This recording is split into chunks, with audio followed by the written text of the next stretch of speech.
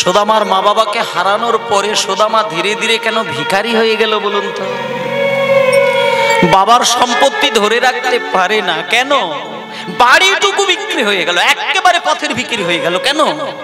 ওই যে একটা কথা আছে না, আপনি সারাটা জীবন সত্যি কথা বলবেন, সত্য পথে চলবেন, মিথ্যেকে প্রশ্রয় দেবেন না, আপনি বাড়ি গাড়িও ধরে রাখতে পারবেন না। আপনি রাতারাতি বড়লোক হতে পারেন যদি আপনি মিথ্যের আশ্রয় নিতে পারেন।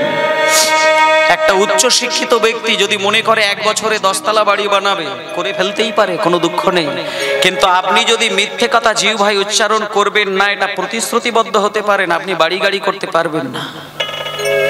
সুদামা তো পণ্ডিত, মহাপণ্ডিত, কিন্তু গুরুর চরণে কথা দিয়েছে, আমি জীবনে মিথ্যে কথা বলবো না, অন্যায়ের সঙ্গে আপোষ করব না, দরকার হলে ভিখারি হয়ে যাব, কিন্তু মিথ্যেকে প্রশ্রয় দেওয়া আমার দ্বারাই চলবে না। সব নিঃস্ব হয়ে গিয়েছে, ভিখারি হয়ে গিয়েছে, তাল পাতার কুঁড়ে ঘর তৈরি করেছে, রাস্তার ধারে গিয়ে তাল পাতার কুঁড়ে ঘর তৈরি করে সেইখানে কুচেলা দেবীকে রেখে দিয়েছেন। কুচেলা দেবী স্বামীর চোখের দিকে তাকিয়ে তাকিয়ে একদিন বলে উঠল, স্বামী আপনি কিছু মনে করবেন না, আমি আপনাকে দেখে বুঝতে পারছি যে আপনি তালপাতার কুঁড়ে ঘর বানিয়েছেন বলে আমি হয়তো কষ্ট পাচ্ছি। স্বামী আপনার চরণ ধরে একটা কথা দিলাম, আপনি ভিক্ষা করে নিয়ে এসে যা আনবেন আমরা দুজনে খাবো। আর একটা কথা বলি স্বামী, শান্তিটাই তো বড় জিনিস। আপনি তালপাতার কুঁড়ে ঘরে রাখেন না, আমি ঠিক থাকবো। ও মায়েরা, এখানে আপনারা স্বামীকে ভালোবাসেন, একটা জিনিস আমি বলে দিই, মায়েরা স্ত্রী স্বামীর কাছ থেকে আদর্শ ভালোবাসা যদি পায়, সেই স্বামী যদি রাস্তার ধারে গিয়ে একটা তালপাতা দিয়ে ঘেরা কুঁড়ে ঘর তৈরি করে সেইখানে যদি স্ত্রীকে রেখে দেয়, আমি সত্যি করে একটা কথা বলি, যে স্ত্রী স্বামীর পরিপূর্ণ আদর্শ ভালোবাসা পায়, সেই স্বামী যদি তালপাতা দিয়ে কুঁড়ে ঘর তৈরি করে স্ত্রীকে রেখে দেয়, কোনো দিন কোনো স্ত্রী স্বামীকে কিচ্ছু বলেন না। ভালোবাসা দিয়ে ভরিয়ে রাখলে কিচ্ছু এসে যায় না। এটাই প্রত্যেকটা নারী পালন করে, সুদামা স্ত্রীও পালন করেছিলেন। কিন্তু এটাও একটা কথা বলি মা, হাজার দুঃখ সহ্য করা যায়, মুড়ি খেয়ে রাত্রির কাটানো যায়, পান্তা খেয়ে দিন কাটানো যায়, কিন্তু একটা কথা বলি, লজ্জা নিবারণের যে কাপড়টা মায়েরা পরেন, নারীর ভূষণ লজ্জাটাকে ঢাকতে গেলে মিনিমাম যে শাড়িটা থাকে, সেটা যদি ছেঁড়া হয়ে যায়, ছিদ্র হয়ে যায়, ছিঁড়ে যায়, এই ছেঁড়া শাড়ি পরে যখন রাস্তায় বেরোতে হয়, তখন কিন্তু কোনো মায়ের মাথা ঠিক থাকে না। আজকে কুচেলা দেবী কোনোদিন কিচ্ছু বলে না, কোনোদিন কিচ্ছু বলে না, কোনোদিন স্বামীকে কিছু বলে না, কিন্তু হঠাৎ করে একদিন স্বামীকে একটা গরম, একটা বাজে কথা বলে ফেললেন। দেখবেন কোন স্ত্রী যদি স্বামীকে সংসারের হাজার দায়িত্ব পালন করতে গিয়ে হঠাৎ করে মাথা গরম হয়ে গিয়ে স্বামীকে যদি দুম করে একটা বাজে কথা শুনিয়ে ফেলে, স্বামী যদি ব্যথা পেয়ে যায়, স্বামী যদি একটু বুকটা দুলিয়ে কেঁদে ওঠে, স্বামীর চোখে জল যদি নাও আসে, স্ত্রীর নয়নে রিটার্ন এসে যায় কয়েক ফোঁটা চোখের জল। কেন না, এটাই ভালোবাসার প্রতিদান।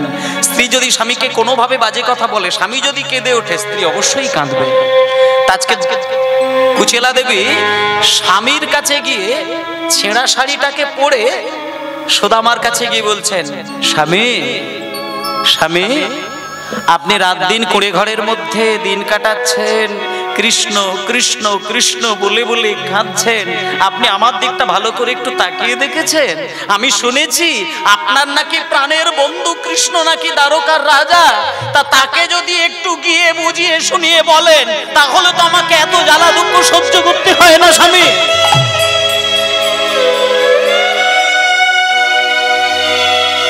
কুচেলা কি বলছো, কি বলছো তুমি? মানে আমি ভিখিরি হয়ে গিয়েছি বলে আমি ভাইকানের কাছে গিয়ে টাকা চাইবো? কুচেলা একটা কথা বলি, কিছু মনে করো না, কিচ্ছু মনে করো না, কাছে এসো, কাছে এসো। যখন আমি ছোটবেলায় কানাইয়ের গলা জড়িয়ে ধরে খেলা খেলতাম, আমি তার মুখের এঁঠো খাবার জন্য কাঙাল হয়ে বসে থাকতাম। সে এঁঠো দিত না। তার মুখের একটুখানি এঁঠো খাওয়ার জন্য আমার মা বাবা যে দামি দামি গয়নাগুলো দিয়ে আমাকে সাজিয়ে দিত, সেই গয়নাগুলো খুলে আমি তাকে একেবারের জন্য দিয়ে দিতাম, প্রতিদানে তার মুখের শুধু একটুখানি এঁঠো খাবার জন্য। তাহলে যে বন্ধুর এঁঠো খেতে গিয়ে আমি গয়না কাটি খুলে দিয়ে দিতাম, আর আজকে আমি সেই বন্ধুর কাছ থেকে অভাবের জন্য টাকা চাইব? কুচেলা, আমি মরে গেলেও সেটা পারবো না। তুমি যাই বলো কুচেলা, আমি পারবো না। এবার দেখুন মায়েরা, আস্তে বাজাবে আস্তে। বুদ্ধিমতী কুচেলা কি করলো জানেন? চোখের জলটা দম করে মুছে নিলেন, নিয়ে সঙ্গে সঙ্গে না কথাটাকে ঘুরিয়ে দিয়েছে। এখন বাড়ির স্ত্রী তো পরিস্থিতির চাপে পড়ে নিজেকে সঙ্গে সঙ্গে পরিবর্তন করতে হয়। এখন কুচেলা দেবী সঙ্গে সঙ্গে চোখের জলটা মুছে দিয়ে স্বামীর দিকে তাকিয়ে বলছে, স্বামী আপনি কিছু মনে করবেন না, আমি আসলে না ওইভাবে আপনাকে ব্যথা দিয়ে কথা বলতে চাই না। আমি আসলে বলতে চাইছিলাম কি, আপনি বহু বছর আপনার বন্ধুর মুখটা আপনি দেখেননি, তাই জন্য আপনার চিত্তটা চঞ্চল হয়ে উঠেছে। আমি কয়েকটা দিন যেন আমি বুঝতে পারছি, সেই জন্য আমি বলতে চাইছিলাম যে আপনি ভাই কানাইয়ের কাছে গিয়ে শুধু একবার বন্ধুকে দেখে আসুন। হ্যাঁ ঠিকই বলেছ কুচেলা, ঠিক বলেছ। আমিও কয়েকটা দিন দেখছি যেন হঠাৎ করে যেন আমার কানাইয়ের কথা মনে পড়ে গিয়ে যেন আমার বুকের ভেতরটা খা খা করে উঠছে। কবে যাবে স্বামী, কবে যাবেন? আরে যাবো তো, কিন্তু আবার কিন্তু কে, আবার কিন্তু কে? আপনি এক্ষুনি বেরিয়ে যান। কুচেলা, এক্ষুনি যাওয়া যাবে না। একটা কথা বলি কুচেলা, ঘন ঘন যদি কারোর বাড়িতে যাওয়া হয়, কোনো কিছু নিয়ে যেতে লাগে না, কিন্তু 10 বছর 20 বছর ছাড়া কারোর বাড়িতে গিয়ে যদি দাঁড়ায়, কোনো কিছু হাতে করে না নিয়ে গেলে ভদ্রতা থাকে কি? কুচেলা, কুচেলা, আস্তে। কারোর বাড়িতে যদি 10-20 বছর ছাড়া যাওয়া হয়, কোনো কিছু না নিয়ে গেলে ভদ্রতা থাকে না। তাই জন্য একটা কথা বলি কুচেলা, যদি কিছু এনে দিতে আমায় পারো উপায়, যদি কিছু নিতাই গৌর প্রেমানন্দে হইব পারে রে, যদি কিছু এনে দিতে আমায় পারো উপায়, যদি কিছু এনে দিতে আমার পারে উপায়, আর তবে সে করিতে পারি দ্বারকায় গমন। কুচেলা, তবে সে করিতে পারি দ্বারকায় গমন। দাঁড়াও দাঁড়াও মায়েরা, একটা কথা বলি। আচ্ছা আপনারা সত্যি করে বলুন তো, আপনি যদি কোনো আত্মীয় বাড়িতে যান, 10 বছর ছাড়া যান, আপনি যদি খালি হাত পা চলে যান, আপনার মনটা ভালো লাগবে কি? মিনিমাম কিছু নিয়ে গিয়ে দাঁড়ালে দেখবেন আপনিও আনন্দ পাবেন, আর যার বাড়িতে গেলেন সেও কিছু পেয়ে, আরে বাবা বাইরে থেকে না হলেও ভেতর থেকে কিন্তু ভালোই লাগে। কথার কথা বলে আবার সব কিসের, কিন্তু তবুও কিছু নিয়ে যেতে হয়। সেই জন্য ওমা আজকে সুদামা স্ত্রী কুচেলা দেবী কি বলছে? সুদামা বলছে কুচেলাকে, কুচেলা তুমি বরং একটা কাজ করো না কুচেলা, আমার ভাই কানাইয়ের কাছে আমি এক্ষুনি যাব, এক্ষুনি যাব, এই মুহূর্তে বেরিয়ে যাব। তুমি যখন বলেছো, আমাকে সচেতন করে দিয়েছো, আমি অবশ্যই যাব, কিন্তু তুমি কি আমার ভাই কানাইয়ের জন্য মিনিমাম একটা কিছু নিয়ে আসতে পারবে? ছোট্ট খাট্ট একটা কিছু। কুচেলা দেবীর মাথাটা নিচু হয়ে গেল। কুচেলা দেবী বলছেন, স্বামী আপনার ভাই কানাইয়ের জন্য আমি আপনার স্ত্রী হয়ে কি আনতে পারি? মানে আপনিও যে ঘরে থাকেন, আমিও তো সেই ঘরে থাকি, তা আমি কি এমন আনবো যেটা আপনার ভাই কানাইয়েরকে দেবার যোগ্য? তখন সুদামা বলছে, কুচেলা তুমি চিন্তা করো না, আমার ভাই কানাই ওই রকম ছেলেই নয় যে তাকে একটা ছোট্ট খাট্ট জিনিস দিলে সে গ্রহণ করে না। তাকে ভালোবাসা দিয়ে যতই সামান্য কিছু দেওয়া হোক না কেন, সে হাসি মুখে দুটো বাহু বাড়িয়ে সে গ্রহণ করে নেয়। তুমি যা কিছু দাও আমি সেটা নিয়ে ভাই কানের কাছে যাব। তখন এবার বুদ্ধিমতী কুচেলা কি করলেন, মায়েরা খুব স্মরণ করে দেখো। কুচেলা দেবী তখন সঙ্গে সঙ্গে বলছেন, স্বামী তাহলে একটা কথা বলি, আপনি তো পাড়ায় রোজই ভিক্ষায় বেরিয়ে যান, আর যা কিছু পান সেটা তো আপনি বাড়িতে নিয়ে এসে ঢেলে দেন আমার কাছে, আর সেটা রান্না বান্না করে তো আমরা দুজনে সংসার চালাই আর দুজনে খেয়ে বেড়াই। কিন্তু আমি একটা কথা বলি স্বামী, আজকে আপনাকে বেরোতেই হবে না, আজকে আপনি ঘরে বসে থাকুন, আমি আজকে বেরোবো। আজকে আমি বার হয়ে প্রত্যেকটা বাড়ির দরজার সামনে গিয়ে দাঁড়াবো, আমি বাড়িতে বাড়িতে গিয়ে ভিক্ষা করব, যে যেটা দেবে আপনার কাছে নিয়ে এসে দেব, আপনি ওটা নিয়ে গিয়ে আপনার ভাই কানাইকে দেবেন। আমায় ভিক্ষা। আমি এখন এই মুহূর্তে একটা মূল্যবান, আসতে খুব মহামূল্যবান গান গাইবো, যেটা হচ্ছে ভিক্ষার গান গাইবো। কিন্তু অনুরোধ করছি, ভিক্ষার গানটা গাইছি বলে কেউ যেন উঠে এসে একটা টাকাও ভিক্ষা দেওয়ার জন্য আসবেন না এখানে। মানে অনেক সময় এটা হয়েছে, সেই জন্য আমি বলে দিচ্ছি একটু, ভিক্ষার গান গাইছি মানে দুম করে কোনো মা এসে আমাকে ভিক্ষা দিতে এলো, এটা করবেন না। শুধু গানটা নীরবে শুনে যান, ওটাই ভিক্ষা, আর কিছু নাই, এটা শুনবেন। তা আজকে এবার সুদামা স্ত্রী কুচেলা দেবী ভিক্ষায় বেরিয়েছেন। দেখুন আজকে স্বামী কৃষ্ণ ভক্ত, কিন্তু কিভাবে সুদামা স্ত্রী ভিক্ষায় বেরিয়েছে আপনি চিন্তাও করতে পারবেন না। আজকে সুদামা স্ত্রী কুচেলা দেবী সুদামাকে বললেন, স্বামী আপনি বসুন, আমি বেরিয়ে যাচ্ছি। এই বলে সুদামা স্ত্রী সুন্দর করে, আমায় ভিক্ষা দাও গো নগরবাসী,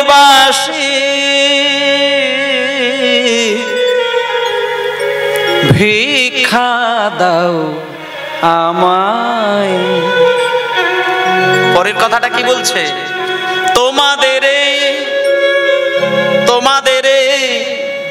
ভিক্ষার দ্রব্য কে পাবে, তোমাদের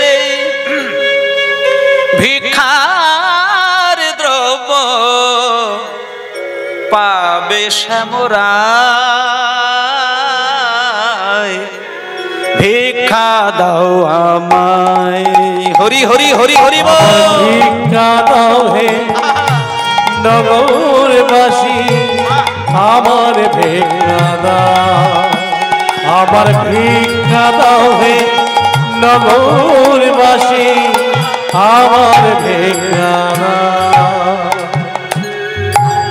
তোমাদের ভিক্ষার দ্রব্য, তোমাদের ভিক্ষার দ্রব্য, ওই তোমাদের ভিক্ষার দ্রব্য পাবে।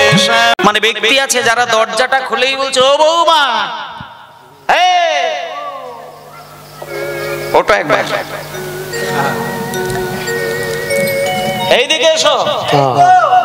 আচ্ছা এই বউটা তো সুদামা স্ত্রী বলে মনে হচ্ছে, তা সুদামা স্ত্রী ভিক্ষায় বেরোবে কেন, পণ্ডিতের স্ত্রী ভিক্ষায় বেরোবে কেন? হয়তো ওনার স্বামী অসুস্থ। হ্যাঁ ঠিক ঠিক আছে, মনে হয় স্বামী অসুস্থ। আচ্ছা জিজ্ঞেস করা যায়, তা কেউ কেউ বাইরে বেরিয়ে এসে বলছে, ও বউটা বলি তোমার স্বামীর কি শরীর খারাপ? মানে না না, মানে জিজ্ঞেস করছি এই কারণে যে আমরা তো কোনোদিন তোমাকে ভিক্ষা করতে দেখি না, সেই জন্য ভাবছি তোমার স্বামীর শরীর খারাপ, সেই জন্য হয়তো তোমাকে পাঠিয়ে দিয়েছে। তখন সুদামা স্ত্রী কি বলছে জানেন, ঘোমটাটা টেনে দিয়ে খুব ভক্তি ভরে বলছেন, না গো, আস্তে কেউ কথা বলবে না, না গো আমার স্বামীর শরীর খারাপ নয়, তোমরা মন দিয়ে কথাটা শোনো, আমার স্বামী তোমাদের বাড়িতে রোজ ভিক্ষা করতে আসে তাই না? শোনো একটা কথা বলি, তোমাদের বাড়িতে যে আমার স্বামী রোজ ভিক্ষা করে না, ওটা আমাদের দু মানুষের পেট চালানোর জন্য।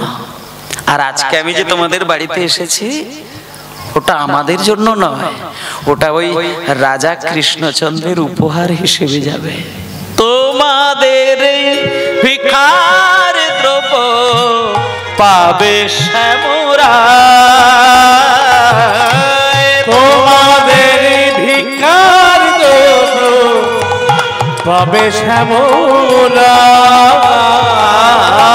ভিক্ষা দাও আমায়, আমায় ভিক্ষা দাও নগরবাসী, ভিক্ষা দাও আমায়, আমার ভিক্ষা দাও নগরবাসী, ভিক্ষা দাও আমার। ভালো কথা, খুব ভালো কথা। নানান লোকে নানান কথা বলছে, কেউ কাছতে কেউ কেউ বাজে কথা কি বললো জানেন?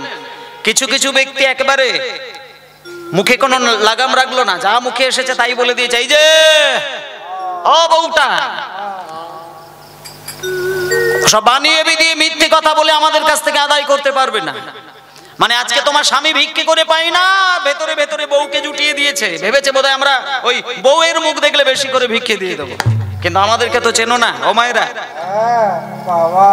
কিছু কিছু ব্যক্তি আছে জানেন, যারা ভিক্ষা দিতে চায় না, অন্য দিক দিয়ে কথা বলে। আজকে দেখুন একটা কথা বলি, কেউ তো ভিক্ষা দিচ্ছে না, বাজে বাজে কথায় একেবারে বুকে তীর বিঁধে যাচ্ছে সুদামা স্ত্রীর। কেউ বলছে অমুক, কেউ বলছে তমুক, কেউ বলছে ফল্লা, কেউ বলছে তুষ্ক, নানান নানান নানান নানান ব্যথা দিচ্ছে। কিন্তু ওমা, পাড়াতে যদি 100টা বাড়ি থাকে, প্রত্যেকটা বাড়ির কি অভদ্রলোক হতে পারে? একজনও তো ভদ্র বাড়ি থাকবে, একটা তো বৈষ্ণবের বাড়ি থাকবে। একজন বাড়ি থেকে একজন বৈষ্ণব বেরিয়ে এসে বলছে, ওরে কি বলছিস তোরা, তোরা কি বলছিস ওকে? তোরা জানিস ওর স্বামী জীবনে কোনোদিন মিথ্যে কথা বলে না, জীবনে কোনোদিন মিথ্যে কথা বলে না বলেই তার অবস্থা এটা হয়েছে।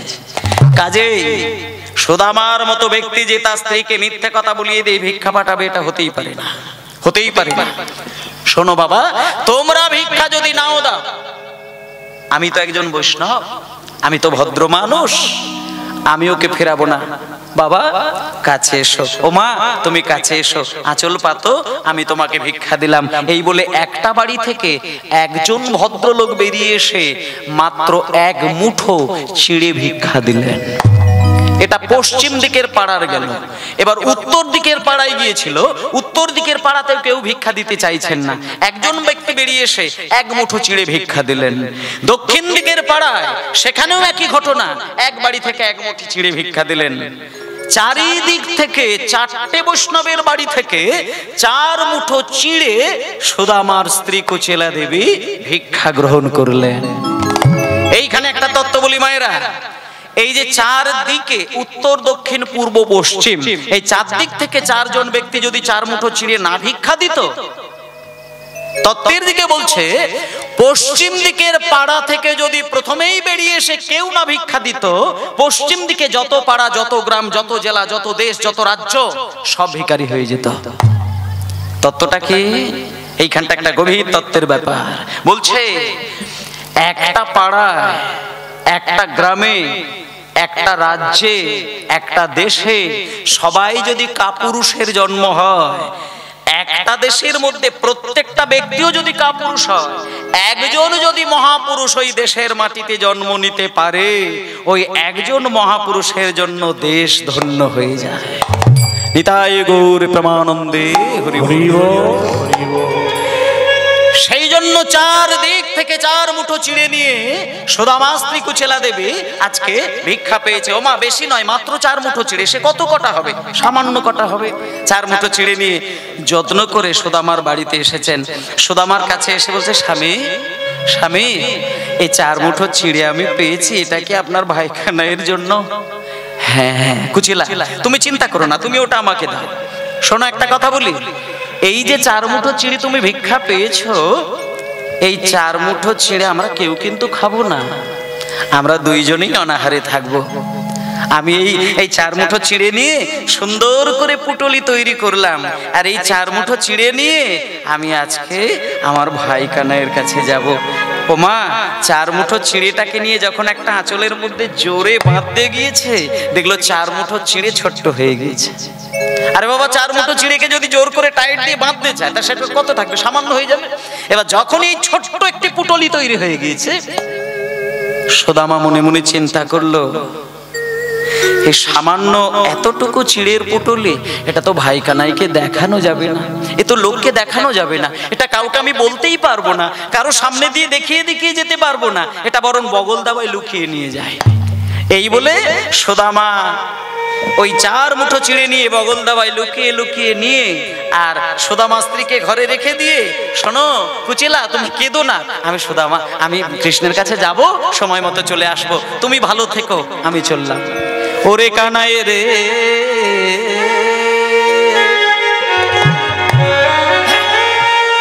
এবার দেখুন সুদামা চলেছেন কোথায়, সুন্দর করে একেবারে নিজেদেরকে ভাসিয়ে দিতে হবে লীলার মধ্যে। সুদামা স্ত্রী বাড়িতে থাকলো, সুদামা চললো কোথায়, যে চললো কৃষ্ণের কাছে। তাহলে আজকে যে সুদামা কৃষ্ণের কাছে যাচ্ছেন, এটা তো দাপর যুগের ঘটনা। তাহলে এই যে দাপর যুগে সুদামা, তিনি ত্রেতা যুগে কে ছিলেন আর সত্য যুগে কে ছিলেন, আর এই যে আমরা কলিযুগের মানুষ, কলিযুগে কে হয়েছিলেন, আমরা 4টে যুগের বিবরণ একটু পরেই জানতে পারবো। আজকে চলুন আগে দেখি যে সুদামা ওই 4 মুঠো চিড়ে নিয়ে ঠিক কেমন ভাবে চলেছেন কৃষ্ণের কাছে। ওরে কানাই রে,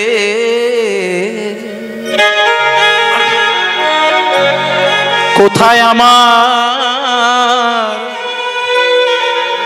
ভাই কানাইয়া,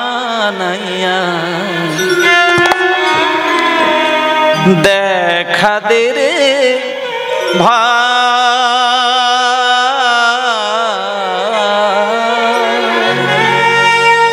তোর বিরহে পরাণ আমার চলে যেতে চায়,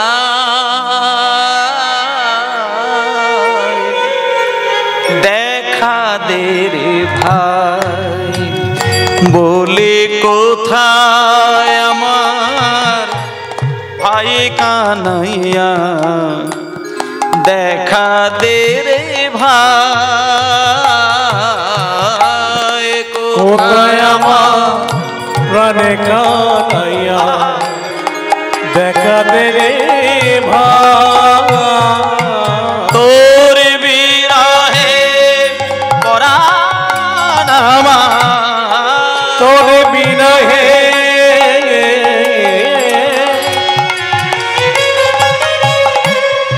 ওরে কানাইয়া,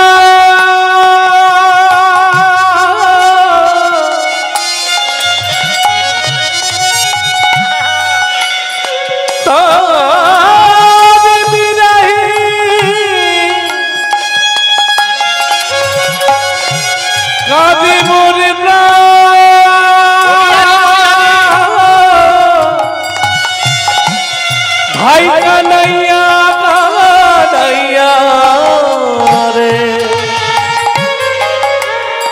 কানাইয়া রে ভাই কানাইয়া, তোর লাগি পরাণ আমার চলে যেতে চায়,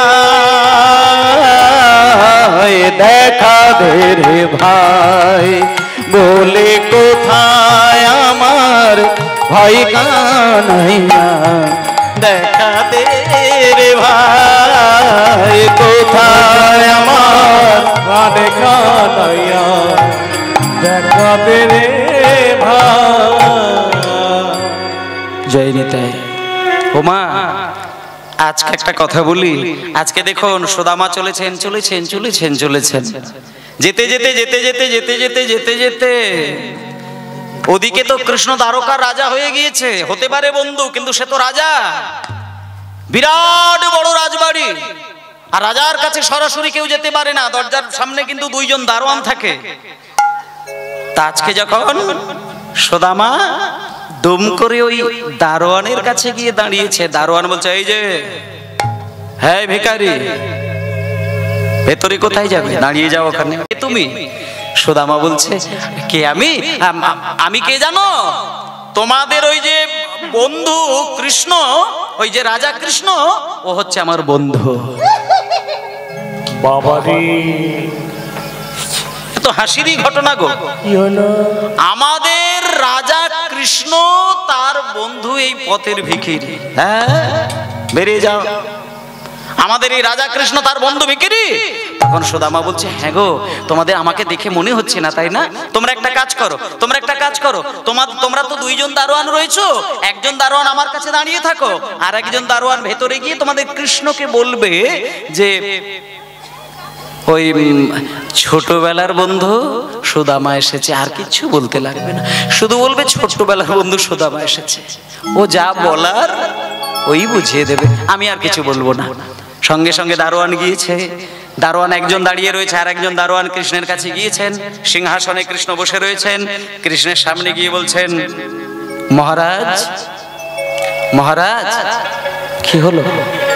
ওই দরজার সামনে মানে একজন ভিখারি এসে দাঁড়িয়ে রয়েছে, ময়লা জামা কাপড় পরে, আর ও একেবারে হাসতে হাসতে চোখ মুখ বড় করে বলছে, ওনাকে আপনার ছোটবেলার বন্ধু। কি না কি না নাম বললো, ওই নাম বললো সুদামা। কনকে পর্যঙ্কে কৃষ্ণ আছিল বসিয়া, হরিব কনকে পর্যঙ্কে কৃষ্ণ আছিল বসিয়া, ধাইয়া চলিল কৃষ্ণ সুনামা শুনিয়া, ধাইয়া চলিল কৃষ্ণ সোনালি বসিয়া, ধাইয়া চলিল কৃষ্ণ সুদামা শুনিয়া, ধাইয়া চলিল কৃষ্ণ সুদামা শুনিয়া, ধাইয়া চলিল কৃষ্ণ সুদামা। এই যে ধে ধে চলেছে, ধে ধে চলেছে, চলেছে ধে চলেছে, সুদামা সুদামা বলি ধে ধে চলেছে, সুদামা সুদামা বলি ধে ধে চলেছে। দাঁড়াও দাঁড়াও, একটু বসে একটু বসে। এখন কৃষ্ণ যখন দম করে শুনতে পেয়ে যে ছোটবেলার বন্ধু সুদামা এসেছে, কৃষ্ণকে ধরে আটকাতে পারে? একবারে সিংহাসন থেকে লাফিয়ে উঠে তীরের গতিতে ছুটে গিয়ে বাইরে সুদামা দাঁড়িয়েছিলেন। সুদামা,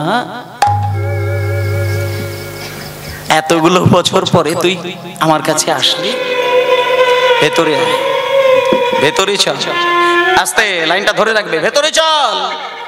লইয়া চলিল কৃষ্ণ সোনার সিংহাসনে,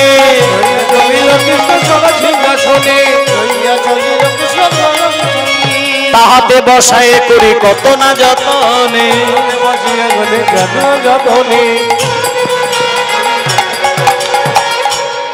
বলে আই আহি বসে রে, আই আহি বসে রে, আই আই বসে রে, আই আহি বসে রে, ওরে প্রাণের সুদামা আই আই বসে রে, সুদামা আই আই বসে রে, ওরে প্রাণের সুদামা আই আই বসে রে, ওরে প্রাণের সুদামা আই আই বসে রে।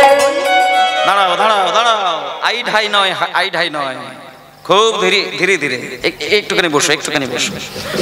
এখন যখনই কৃষ্ণ বলছে ভেতরে চল, ভেতরে চল, ভেতরে নিয়ে গিয়ে একবারে জোর করে ধমক দিয়ে কৃষ্ণ যে সিংহাসনে বসে, হিরে দিয়ে সোনা দিয়ে বাঁধানো সোনার সিংহাসন, সেই সিংহাসনে সুদামাকে জোর করে বসাতে গিয়েছে। আর সুদামা তো আস্তে, সুদামা তো জীবনে সোনার সিংহাসনটা চোখেই দেখেনি, চোখেই দেখেনি। আর সেই রকম একটা সিংহাসনে সুদামাকে হাতে ধরে যেই বসাতে গিয়েছে, সুদামা কি করেছে জানেন মা? ওই একেবারে গুটি সুটি পাকিয়ে জড়ো সড়ো পাকিয়ে বসছে। এবার কৃষ্ণ দেখছে, এই সুদামা, এটা তোর সিংহাসন, এইভাবে বসিস না রে, এটা তোর সিংহাসন, ভালো করে হাত পা ছড়িয়ে আরাম করে বস। আই আই বসে রে, আই আই বসে রে, ওরে প্রাণের সুদামা আই বসে রে, ওরে প্রাণের সুদামা আই আই বসে রে, ওরে প্রাণের সুদামা আই বসে রে, ওরে প্রাণের সুদামা আই আই বসে রে। এইবার সুদামাকে বসিয়ে দিয়েছেন খুব সুন্দর করে। এইবার আপনারা খেয়াল করবেন, সুদামাকে সিংহাসনে বসিয়ে দিয়েছেন। কৃষ্ণ করেছে কি, বসার জায়গাটা কোথায় করলো না, সুদামাকে বসিয়ে দেওয়ার পরে দুম করে সুদামার পায়ের কাছে হাঁটু মুড়ে বসে রইল। কে বসলো? কৃষ্ণ। এবার কৃষ্ণ সুদামার পায়ের কাছে বসেই কৃষ্ণ উচ্চ স্বরে বলছে, রুক্মিণী, একটা সোনার থালা নিয়ে এসো তো। আর ওই একটা, হ্যাঁ মনে করে একটা সোনার কলসি করে জল নিয়ে আসবে। এইবার কৃষ্ণচন্দ্র আমার এইবার কৃষ্ণচন্দ্র আমার সোনার থালাটি মাটিতে রেখেছে, সোনার থালাটি মাটিতে রেখে একটু আস্তে, একটু ভলিউমটা আস্তে, সোনার থালাটি মাটিতে রেখে তার উপর সুদামার দুটি চরণ রেখে সোনার কলসিতে করে জল নিয়ে গোবিন্দ আমার সুদামার ওই চরণ দুটি ধোয়াতে লাগিল। নিতাই গৌর প্রেমানন্দে হরি হরি বল। ধোয়াতে লাগিল আরে ভক্তি ভরে সেই চরণ জলে পান করিল, আর ভক্তি ভরে সেই চরণ জল পান করিল, আর ভক্তি ভরে সেই চরণ জল পান করিতে লাগিল। এগুলো মানে চিন্তা করলেও নিজেদের পাগল হয়ে যেতে হয়।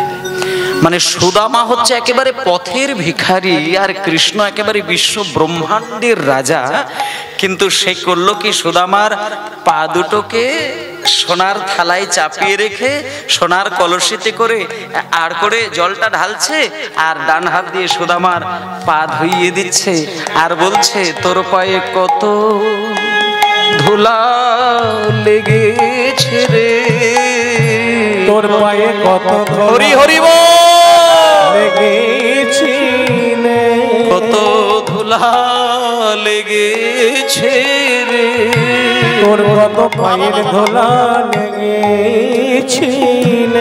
এই কানাই কানাই কি করছিস তুই? হাত হাত ছাড়, সোজা হয়ে দাঁড়া। তুই রাজা, আমি ভিখিরি, তুই আমার পা জড়িয়ে ধরলি। কৃষ্ণ বলছে সুদামা, বন্ধুত্বের কাছে রাজার ভিখারি সাজে কি? বন্ধুত্বের ভালোবাসায় রাজা ভিখিরি যে আলাদা হয় না রে, এরা কোনোদিন এখানে মেলে না। তুই চুপটি করে বসে থাক, আমি যেটা করব শুধু দেখে যা। তোর পায়ে কত ধুলা লেগেছে রে, তোর পায়ে কত হরি হরি হরি লেগেছি, সুদামা তোর চরণ কমলে কত ধুলা লেগেছে রে, সুদামা চরণ কমলে কত ধুলা লেগেছিল। এখন সুদামার পা ধুয়ে দেওয়া জলটা মায়েরা এইবার খেয়াল করুন, সুদামার পা ধুয়ে দিয়ে সম্পূর্ণ পাটাকে ধুইয়ে দিয়ে পা তুলে নিয়ে কোলে করে সুন্দর করে মুছিয়ে দিয়ে রেখে দিয়ে ওই যে চরণ ধোয়া জলটা কৃষ্ণ কি করলেন? ভক্তের সেবা। মানে আমরা তো সামান্য মানুষ, ভগবান কৃষ্ণ তার বন্ধুর পা ধুইয়ে দিয়ে জলপান করছেন, ভাবতে পারেন? যখনই ওই চরণ ধৌত করা জলটা কৃষ্ণ পান করা শুরু করেছে, সঙ্গে সঙ্গে পিছন থেকে ওই কৃষ্ণের স্ত্রী রুক্মিণী হাতটা ধরেছে কৃষ্ণের। স্বামী স্বামী কি করছেন আপনি? আপনি সুদামার চরণ ধৌত করা জল আপনি পান করছেন। শুনুন, আপনি সুদামার ওই চরণ ধৌত করা জল পান করছেন, করুন, কিন্তু আমরা তো আপনার স্ত্রী, আমাদের জন্য একটু চরণামৃত রেখে দিও। হরি হরি বল। একটু চরণামৃত রেখে দিও। বলো বলো। চরণামৃত রেখে দিও। বলে আমরা তুই আপনার সহধর্মিনী, চরণামৃত রেখে দিও। আমরা তারি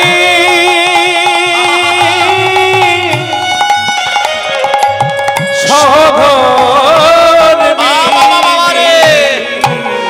চরণামৃত রেখে দিও। এই জন্য সহধর্মিণী হতে হয়। শুধু বউ সেজে বসে থাকলে হবে না, স্ত্রী সেজে বসে থাকলে হবে না, সহধর্মিণী হতে হবে। দেখুন, যখন কৃষ্ণ চরণ ধৌত করা জল পান করছেন, তখন কৃষ্ণের স্ত্রী রুক্মিণী, সত্যভামা আদি সকল স্ত্রীগণ কৃষ্ণ ওই চরণ ধৌত করা জল পান, সুদামার চরণ ধৌত করা জল পান, কৃষ্ণ তো পান করলেন, সেই সঙ্গে স্ত্রীগণ পান করলেন। এইবার মায়েরা দেখুন, একটা আস্তে আস্তে সঙ্গে সঙ্গে এইবার চরণ ধৌত করা জল পান অমৃত হয়ে গেল। এইবার সুদামার সঙ্গে কৃষ্ণের কথোপকথন, এবং কৃষ্ণ কথা বলছে সুদামাকে, সুদামা সুদামা একটা কথা বলবো, মানে অনেকগুলো বছর পার হয়ে গেল তো, সেই জন্য আমি বলছি, সুদামা রে,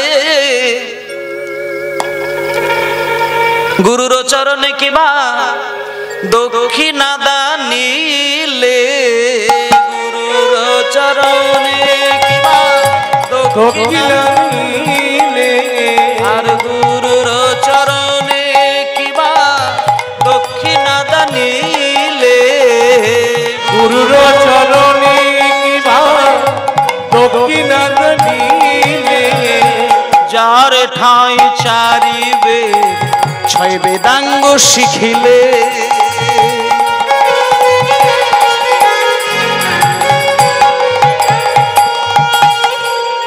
এই সুদামা, আমি আসলে, তুই যদি বন্ধু না হতিস তাহলে আমি এটা বলতাম না, মানে তুই যে গুরুর কাছ থেকে বিদ্যা বুদ্ধি অর্জন করেছিস, আমিও তো সেই গুরুর কাছ থেকে বিদ্যা অর্জন করেছি।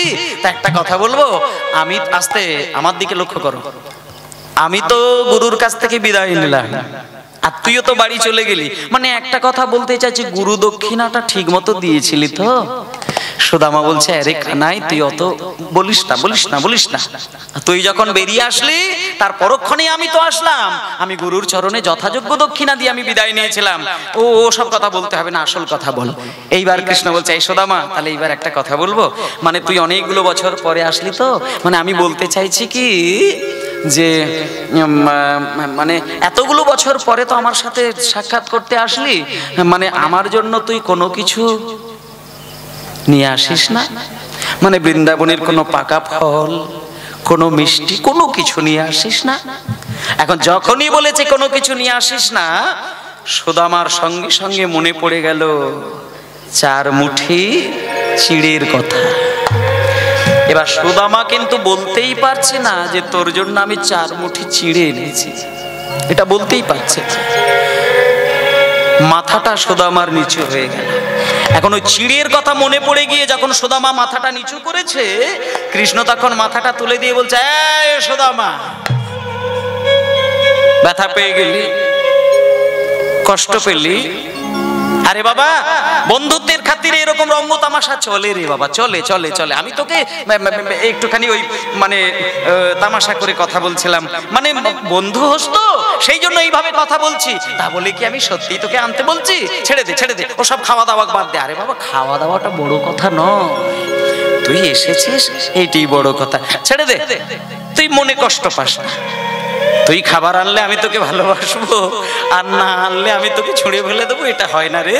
শোন, ও সব খাবার দাবার উপহারের কথা ছেড়ে দে। এখন তো একটা কথা বলি, অনেকক্ষণ ধরে কথা বলছি, এখনো তোকে ভালো করে আলিঙ্গন করে বুকে জড়িয়ে ধরা হয়নি। আয় আমার কাছে আয়, তোকে একটু বাহু দুটি বাড়িয়ে দিয়ে তোকে জড়িয়ে ধরে একটু আলিঙ্গন করি। যখনই বলেছি আলিঙ্গন করি, সুদামা ভাবছে, কৃষ্ণ যদি আমাকে দাঁড়িয়ে বাহু দুটো বাড়িয়ে আলিঙ্গন করে, তাহলে তো আমি হাত গুটিয়ে বসে থাকলে, দাঁড়িয়ে থাকলে চলবে না, আমাকে তো উল্টে আলিঙ্গন করতে হবে। আর আমি যখনই আলিঙ্গন করব, আমার ওই চিড়ের পুটুলিটা তো পড়ে যাবে। সঙ্গে সঙ্গে সুদামা বলছে, এই কানাই, আমি অনেক দূর থেকে হাঁটাহাঁটি করে এসেছি, আলিঙ্গন করতে হবে না রে। ও বাবা, অন্য দিনে যখন আসবো আলিঙ্গন করব, এখন তুই বস। সারা জীবন তোকে হাঁটাহাঁটি করে চলতে হবে, সারা জীবন তোকে কষ্ট করে খেতে হবে। আজকে তুই এসেছিস, আমি তোকে আলিঙ্গন করবো না? করব।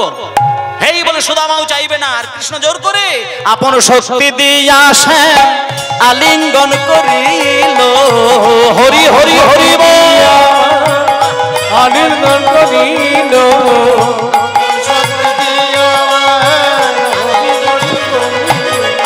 আরে আপন শক্তি দিয়া শ্যাম আলিঙ্গন করিল।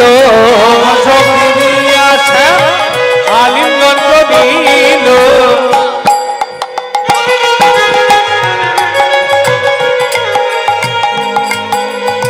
অমনি চিড়ার পুটলি ভূমে পড়িয়া দিয়ে গেল।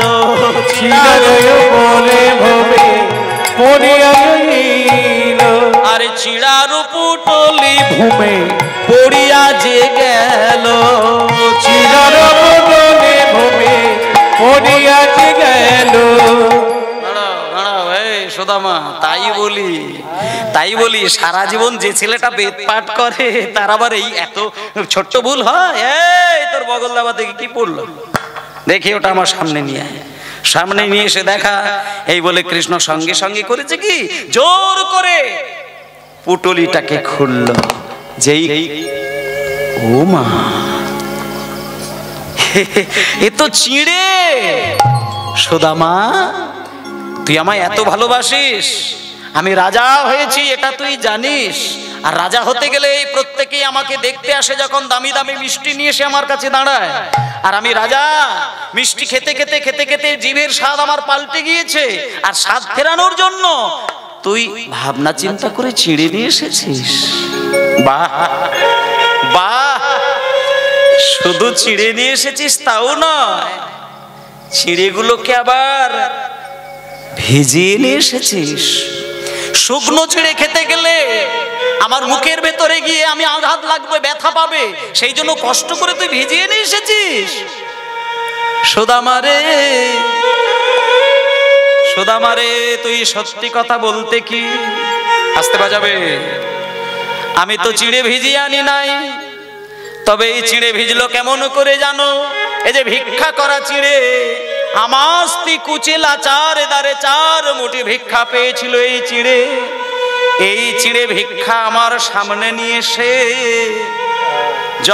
আমি মনে মনে চিন্তা করলাম, যে বদনে পাকা পাকা ফল তুলে দিতে মা যশোদার হাতে কেঁপে যেত, যে বদনে ক্ষীর সর ননি তুলে দিতে মা যশোদার হাতে কেঁপে যেত, সেই বদনে আমি শুকনো চিড়ে কেমন করে দেব? এই কথা আমি ভাবতে ভাবতে আমার চোখের জলে চিড়ে ভিজে গিয়েছে। নিতাই গৌর হরি হরি বল। জলে চিড়ে ভিজে গিয়েছে, কেমন করে দেব বদনে চোখের জল চিড়ে ভিজে গিয়েছে।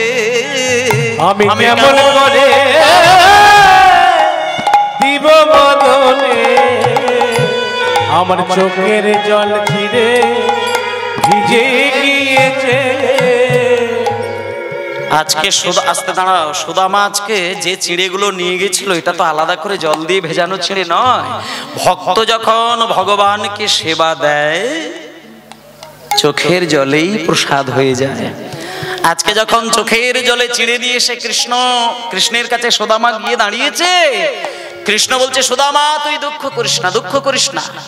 আমাকে সোনার থালায়, রূপোর থালায়, তামার থালায়, পেতলের থালায় ক্ষীর সর ছানা ননি মাখন দিয়ে আমাকে ভরিয়ে দেয়, কিন্তু তোর মতন ভিক্ষা করা চিড়ে নিয়ে এইভাবে চোখের জলে ভেজে কেউ প্রসাদ দেয় না। হরি সুদামা, আমি তোকে একটা কথা বলি, আজকে আমি তোর চোখের জলে ভেজানো চিড়ে আমি এক মুঠো মুখে দিলাম, আর এই ছাদের তলায় দাঁড়িয়ে আমি প্রতিজ্ঞা করলাম, আগামী কলি যুগে যদি কোনো কাঙাল ভক্ত লোকের দ্বারে দ্বারে ভিক্ষা করা চিড়ে নিয়ে কোনো কিছু দিতে লাগবে না, শুধু মাটির মালসায় চিড়ে, গুড়, বাতাসা আর তুলসী পত্র দিয়ে 2 ফোঁটা চোখের জল মিশিয়ে দেয়। আমি কথা দিলাম, আমি তাদের সেই তৈরি করা চিড়ে প্রসাদ আমি গিয়ে গ্রহণ করব। সেই জন্য ভক্তমণ্ডলী, মা বাবা, আজকে দেখবেন কলিযুগে আপনি যতই নানান ধরনের প্রসাদের ব্যবস্থা করেন না কেন, আপনাকে কিন্তু মহাপ্রভুর চিড়ে প্রসাদ আপনাকে তৈরি করতে হবে। এটা কেন? এটা সেই দাপর যুগের কৃষ্ণ সুদামার সামনে সেই 1-2 ফোঁটা চিড়ে নিয়ে মুখে দিয়ে প্রতিজ্ঞা করেছিল, কলিযুগে আমি ভগবান হয়ে যাব এবং চিড়ের প্রসাদ পাবো। আপনি যদি গৌর হরির জন্য পেতলের থালা বা রূপোর থালায় প্রসাদ দেন, ওটা কিন্তু গোবিন্দ সেবা লাগবে না, ওটা মহাপ্রভুর কথা পালন করা গেল না। সেই জন্য দেখবেন যত ধনী লোকের বাড়িতেও মহাপ্রসাদ হবে না কেন, দেখবেন মাটির খুঁড়িতে করে প্রসাদ হবে। এটা একেবারে ভগবান কৃষ্ণের বাণী। সেই জন্য আজকে কলিযুগে সেইভাবেই প্রসাদ হয়। আজকে এইবার বলি মা, আজকে যে সুদামা কৃষ্ণের কাছে চিড়ে প্রসাদ চোখের জলে ভিজিয়ে দিয়েছিলেন, সেই সুদামা সত্য যুগে কে ছিলেন আর ত্রেতা যুগে কে ছিলেন, দাপরে তো সুদামা জানলেন, আর কলিযুগে কে হয়েছিলেন একটুখানি ছোট্ট করে বলে দিই। সত্য যুগে 4টে নারায়ণ ছিলেন। সত্যযুগ মানে নারায়ণের যুগ, বিষ্ণুর যুগ। আর বিষ্ণু কয়জন? বিষ্ণু 4 জন, একজন নয়।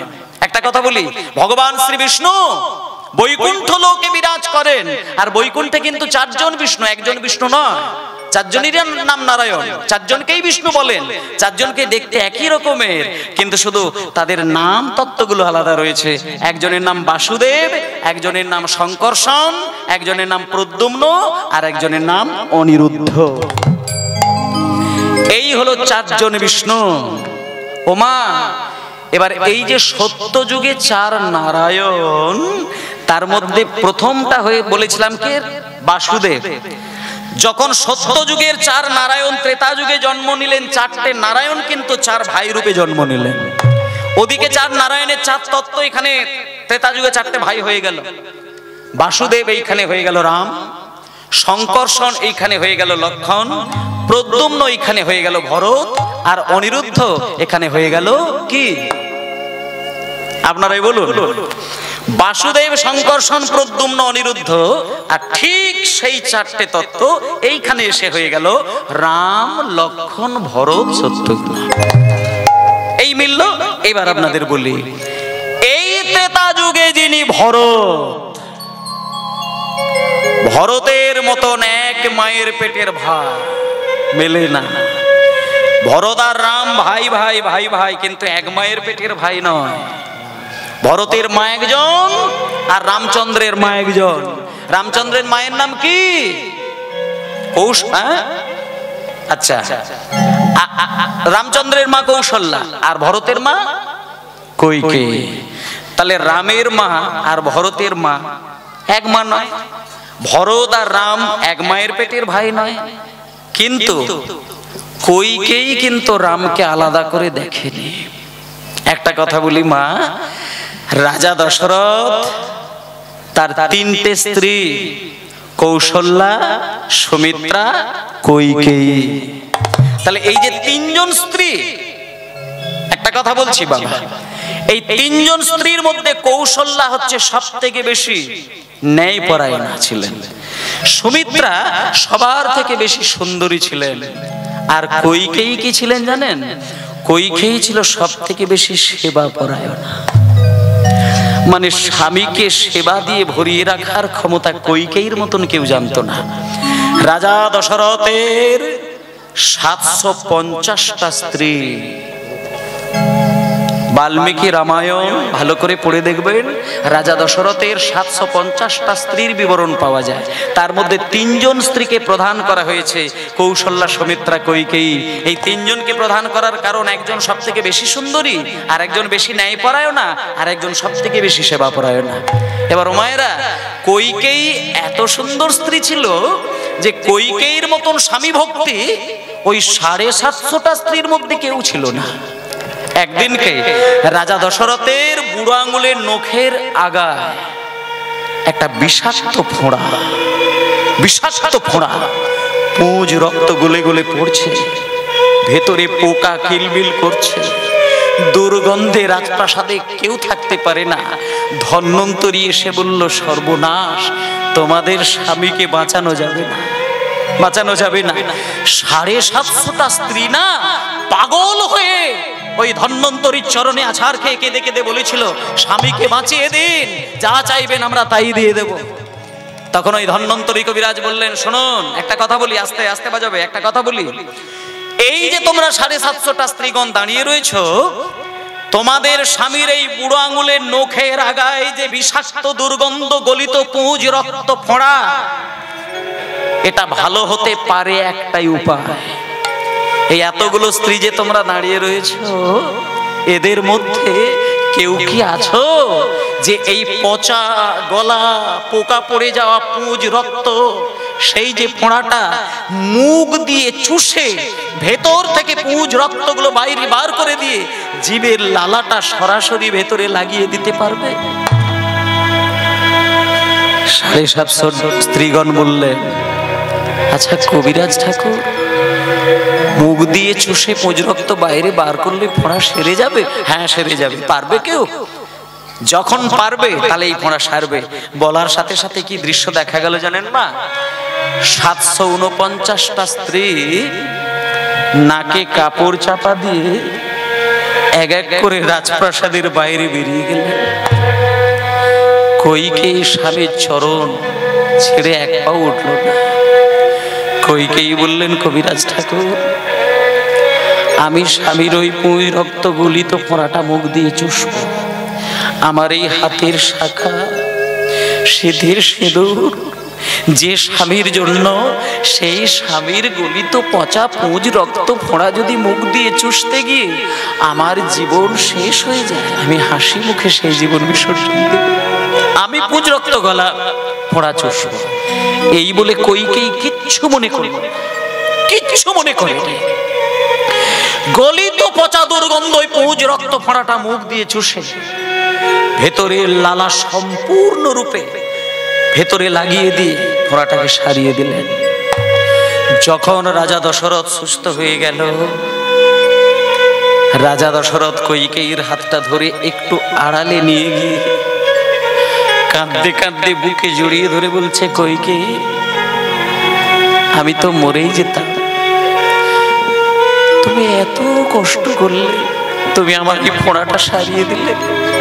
বলো কইকেয়ী, আশীর্বাদ হিসেবে তুমি কি চাও? আমি তোমাকে এক্ষুনি দিয়ে দেব। যখনই বলেছে আশীর্বাদ হিসেবে কি চাও, আমি এক্ষুনি দিয়ে দেব, কইকেয়ী সঙ্গে সঙ্গে স্বামীর হাত দুটো ধরে ফেললেন। স্বামী, আপনি আমাকে দেবে? একটা কথা বলবো, আমি তো আপনার স্ত্রী, আমি কিছু পাবার আশায় সেবা করিনি। স্ত্রীর কর্তব্য স্বামী সেবা করা, তাই করেছি। দিতে ইচ্ছে হচ্ছে না, আপনি দিয়ে খুব আনন্দ পেতে চাইছেন, তাই তো? আপনি রেখে দিন না, পরে দেবেন, এখন দিতে হবে না। নিল না, নিল না, নিল না। অনেকে ভাবতে পারে যে হয়তো কোনো ছলনা করে নিল না। না, কোনো চক্রান্ত নয়। কইকেয়ীর মতন পতিব্রতা নারী জগতে হতে পারে না। নিল না, কিচ্ছু নিল না, নির্দ্বিধায় বলল, আমি নেব না। এটা তো একদিনের ঘটনা, আর একদিন এরকম কাণ্ড ঘটেছিল, কেউ করেনি। কইকেয়ী সেদিনকেও বাঁচিয়ে দিয়েছিলেন, দুবার দিতে চেয়েছিল, নেয়নি। কিন্তু মা, রামচন্দ্র, রাজা দশরথ সুস্থ হয়ে গেলেন।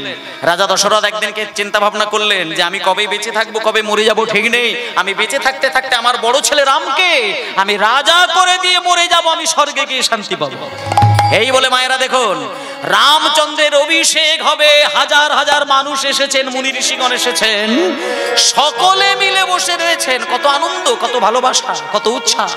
কিন্তু একজন সেখানে নেই, কে জানেন? আস্তে, কইকেয়ী সেখানে নেই। কইকেয়ী দাসী কে ছিল? মন্থরা। কইকেয়ী দাসী মন্থরা। মন্থরা করেছে কি, এখন যেই দেখেছে যে মন্থরা, যে রাজা দশরথ রামচন্দ্রকে অভিষেক করেছে রাজা হবে বলে, মন্থরা লুকিয়ে লুকিয়ে লুকিয়ে লুকিয়ে গিয়ে কইকেয়ীর কাছে গিয়ে কানে একটা কথা জিনিস বলে দিই, লাগানো কথাই লাগে বেশি। অনেক বড় বড় সংসার, সুখের সংসার, সাজানো সংসার, একটুখানি ভুলের জন্য ওই লাগাতে লাগাতে শুনতে শুনতে সংসার শ্মশান হয়ে যায়। কত সংসার দেখবেন একটু ভুলের জন্য। মন্থরা গিয়ে বলছেন কইকেয়ী, কি বলিস? শুনেছিস একটা গোপন কথা? শুনেছিস রামচন্দ্র রাজা হবে, আজকে তার অভিষেক হবে, এটা তোর কানে গিয়েছে? হাসতে দাঁড়াও। কইকেয়ী তখন এই যে মা, ও মা, কইকেয়ীর গলাতে না রাজা দশরথ একটা সোনার মোটা চেন দিয়েছিল, উপহার দিয়েছিল। এবার আজকে মন্থরা যখন রাম রাজা হবে সংবাদটা দিয়েছে, সঙ্গে সঙ্গে কইকেয়ী করেছে কি, ওই মোটা সোনার চেনটা সঙ্গে সঙ্গে মন্থরার গলায় ঝুলিয়ে দিয়েছে। মন্থরা, তুই কি আনন্দের কথা আমাকে শোনালি রে, আমার ছেলে রাম রাজা হবে, আর আমি মা হয়ে তুই আমার কাছে এত সুন্দর সংবাদ শোনালি। আয় আয় আয়, আমি তোকে সোনার চেনটা উপহার দিয়ে দিলাম। যেই সোনার চেনটা দিয়ে দিয়েছে মন্থরার গলায়, সঙ্গে সঙ্গে মন্থরা সোনার চেনটা ছিঁড়ে মাটিতে আছাড় মেরে দিল। কইকেয়ী, তুই কি পাগল? বলছি তোর বুদ্ধি এত কাঁচা? রাম কি তোর পেটের ছেলে? তোর পেটের ছেলে তোর ভরত, রামের মা তুই নয়, রামের মা কৌশল্যা। রাম যদি একবার রাজা হতে পারে, তুই ভেবে দেখেছিস তোর ছেলে আর তোকে ঘাড়ে ধাক্কা দিয়ে রাম একদিন বাইরে বার করে দেবে? সেদিন তুই কি করবি? এই দেখুন মা, ওমা আস্তে আস্তে বাজবে, ওমা এই যে বললো না যে ঘাড়ে ধাক্কা দিয়ে তোর ছেলে ভরতকে আর তোকে বাইরে বার করে দেবে, এখানে যতগুলো মা জননী বসে আছেন খেয়াল করে দেখবেন, আপনাকে ব্যথা দিলে আপনি যত না ব্যথা পাবেন, আপনার জন্ম দেওয়া ছেলের কথা শুনলে আপনি বুকে খুব ব্যথা পেয়ে যাবেন। আপনাকে দুঘা মেরে দিলে আপনি কাঁদবেন না, কিন্তু যদি খবর পান আপনার ছেলেকে কেউ মেরেছে, আপনার বুকটা ফেটে যাবে। যখনই শুনলো যে আমার ছেলে ভরতকে ঘাড়ে ধাক্কা দিয়ে বার করবে, আচ্ছা মন্থরা, আচ্ছা ঠিক তুই আমায় কি করতে বলিস বলতো? এই ঘুরে গেল, ব্যাস এতক্ষণে ঠিকই ছিল, শুধু ছেলের কথা যেই বললো ঘুরে গেল। মন্থরাকে বলছে কি করতে বলিস? এইবার বলামায় মন্থরা বলছে কি আর করতে বলবো, রাজা দশরথকে তুই সেবা করেছিলিস, তোর মনে আছে? তোকে একটা গোপন কথা বলি, তোর ভালোর জন্য বলছে, রামচন্দ্রের আজকে অভিষেক হবে, আজকেই তোকে দাঁড়াতে হবে। আজকে তুই তো স্বামীকে বলবি যে স্বামী, আপনাকে আমি দুটো সেবা করেছিলাম, আপনি আমাকে তখন দিতে চেয়েছিলেন, আমি নেই না, কিন্তু এখন আপনাকে দুটো সেবা দেবেন। যদি দিতে চান তাহলে প্রথম পাওনাটা হচ্ছে আপনার ছেলে রামকে না রাজা করে আমার ছেলে ভরতকে আপনি রাজা করবেন। আর 2 নম্বর পাওনাটা একটু ভালো করে বলবি, যেন ভুলে যাস না। তোর বুকে ব্যথা লাগলেও বলে দিবি, বাঁচতে যদি চাস তাহলে বলে দিবি। তুই বলবি যতই বুকে ব্যথা লাগুক, আপনি প্রতিশ্রুতি করুন রামকে 14টা বৎসরের জন্য যেন বনে পাঠিয়ে দেয়। কত কঠিন পরীক্ষা দেখুন মায়েরা। এবার আপনি চলে যান রাজা দশরথের কাছে। রাজা দশরথ, রামের অভিষেক হবে, কত হাজার হাজার মানুষ বসে আছে, চোখ ফিরিয়ে ফিরিয়ে সবাইকে দেখছে, কিন্তু কইকেয়ীকে দেখতে পাচ্ছেন না। হঠাৎ করে কইকেয়ীকে না দেখতে পেয়ে ঘরের ভেতরে গিয়ে দেখছে কইকেয়ী ফুপিয়ে ফুপিয়ে কাঁদছে। কইকেয়ী, তোমার কি শরীর খারাপ? না, আমার শরীর খারাপ নয়। কি হয়েছে তোমার?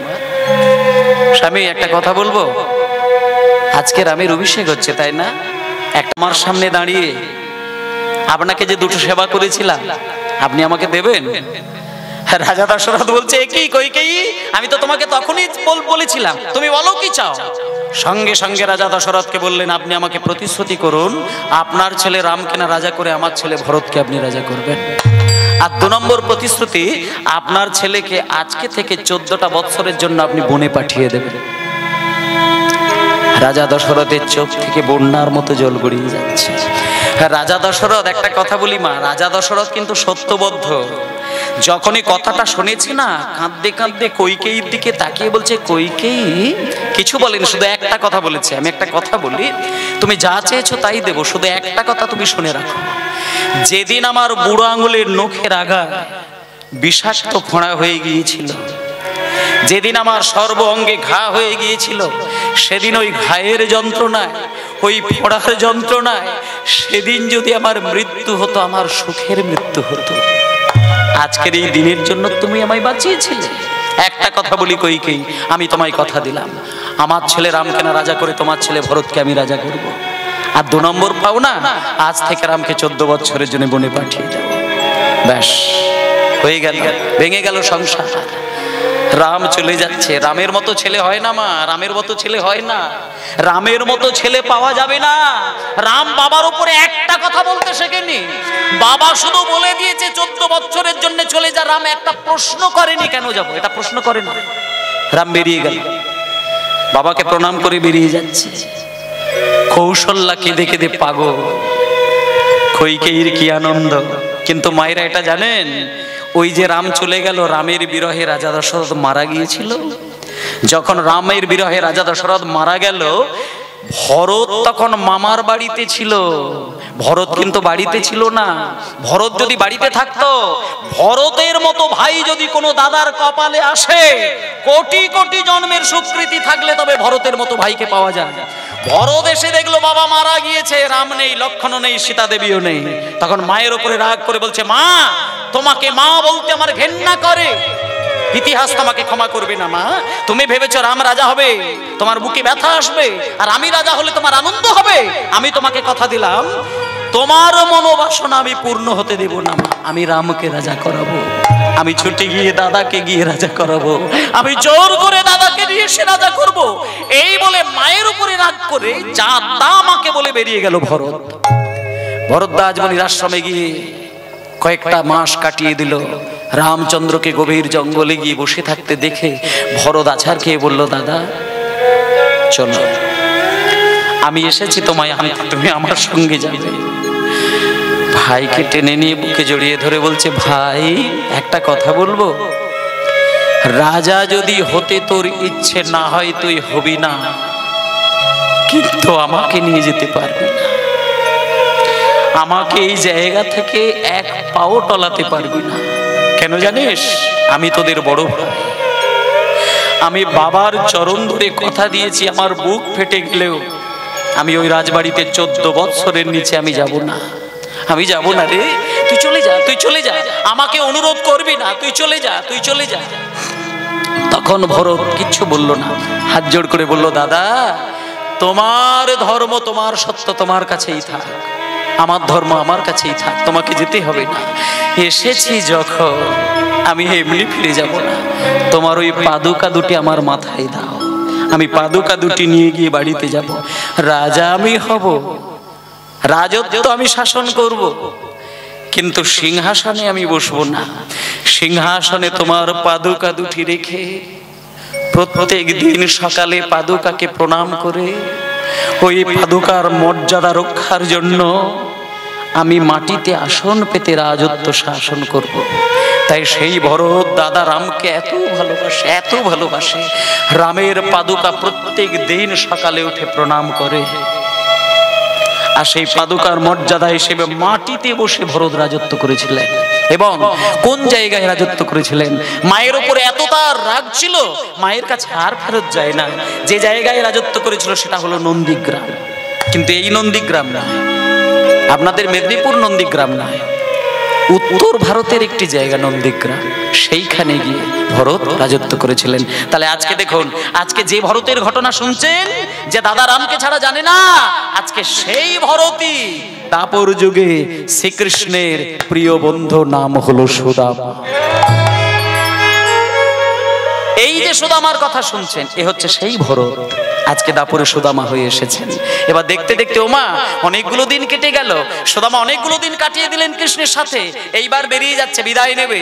সঙ্গে সঙ্গে এবার কৃষ্ণকে সুদামা বলছেন, কানাই কানাই, অনেকগুলো দিন আমি কাটিয়ে দিয়েছি, সেখানে আমার স্ত্রী বাড়িতে একা রয়েছে, আমাকে বিদায় দে। কৃষ্ণকে ওমা কৃষ্ণ কিন্তু একটুখানি কেঁদে উঠলেন, বাইরে থেকে প্রকাশ করেনি। কৃষ্ণ সুদামাকে শুধু একবার জিজ্ঞেস করলো, সুদামা আমার কাছে এতটা সময় তুই কাটিয়ে দিলি, একটা কথা তুই আমায় বললি না।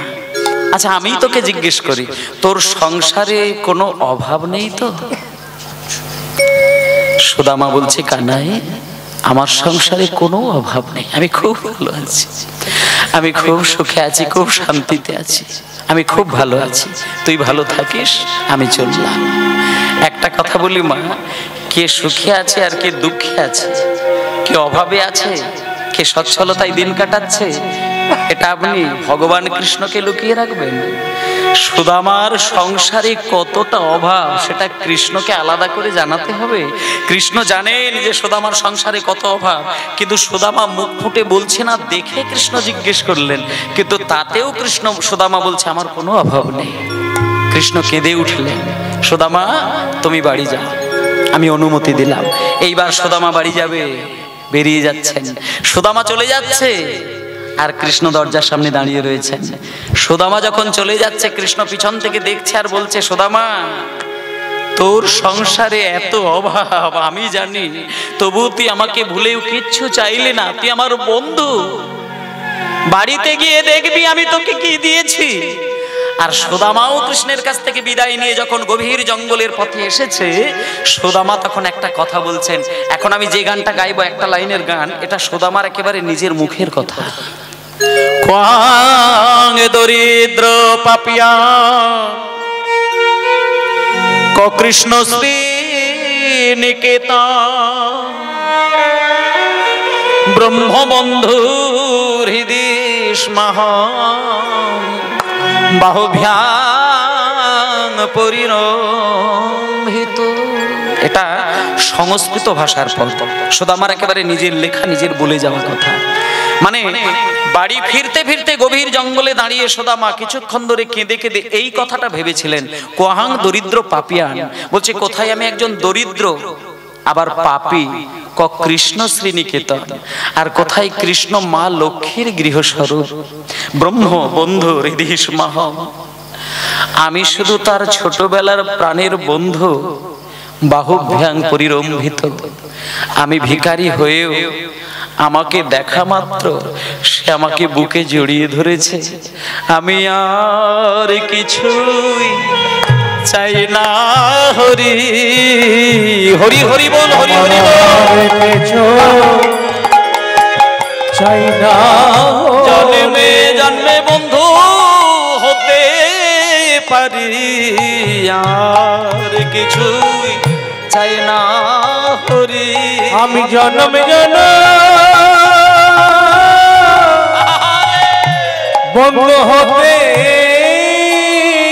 পারে, আমি জন্ম জন্ম চাই না। এইভাবে আসতে দাঁড়াও দাঁড়াও, এইভাবে জন্মে জন্মে বন্ধুত্ব হয়ে এসেছিলেন।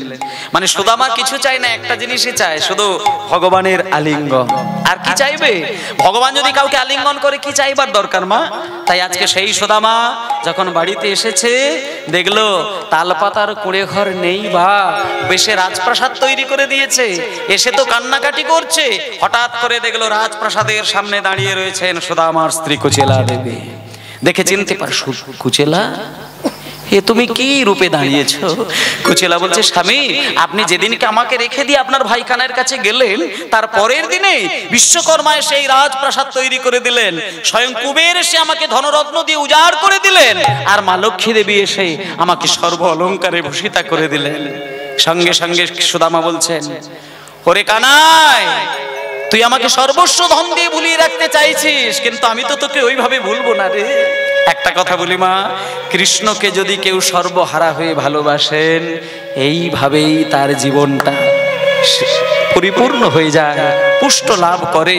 আপনার দরিদ্রতা, আপনার দুঃখ, আপনার জঞ্জাল, আপনার সমস্ত কিছু ব্যথা বেদনা এক অনায়াসে দূর হতে পারে আপনি যদি সর্বহারা হয়ে কৃষ্ণচরণে মতি রাখতে পারেন। এটাই প্রমাণ দিয়েছেন সুদামা। আজকে দেখতে দেখতে প্রেম মৈত্রী হোগি আমার জনমে জনমে, প্রেম মৈত্রী হোগি আমার, আর কিছু নাহি চাই ওই শ্রীচরণে, আর কিছু নাহি চাই ওই শ্রীচরণে, আমি আর কিছু চাই না, আর কিছু চাই জন্মে না, জন্মে বন্ধু হতে পারি, আর কিছু চাই না, বন্ধু হতে পারি, আর কিছু চাই না। আচ্ছা ভক্তমণ্ডলী মায়েরা, 3 যুগের সুদামার বিবরণ জানলেন, এবার কলিযুগেরটা বলে দিই।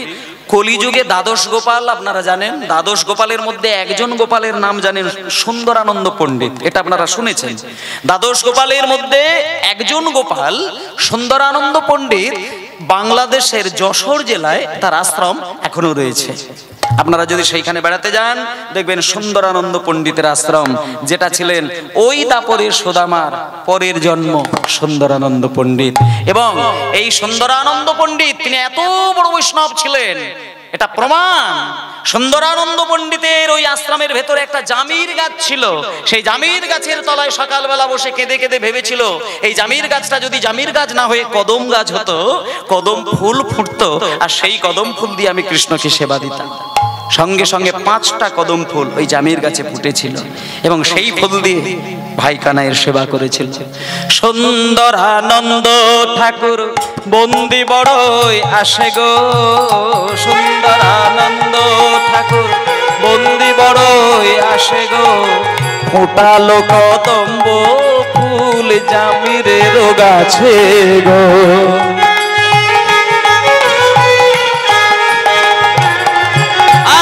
ফোটালো কদম্ব ফুল জামিরের গাছে গো।